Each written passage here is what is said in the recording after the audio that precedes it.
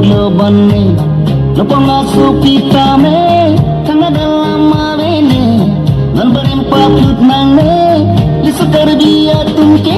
bang ponang runne abang krok bang cimpene hey bang ponang runne jeng toy jeng ni pensine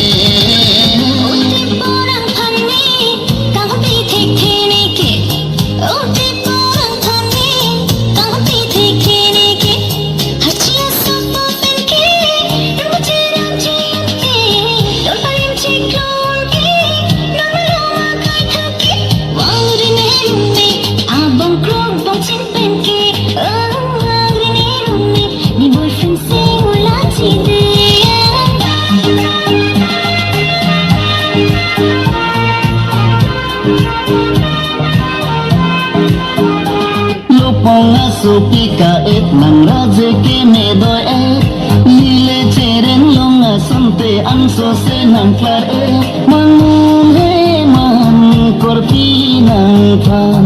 lerun bo che thirklong che na jang so do tang bang ke thom am amen ni tang karang ka pang kaman bang sa sa balam the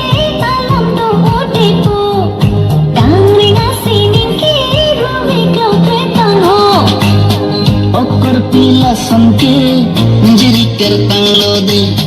okor pila sanke njiri kertang lode lanting na lampute nang hude jine ke lanting na lampute nang hude jine ke wang ponang runne abang ka bang cimpen sine ansi wang ponang runne abang ka bang cimpen sine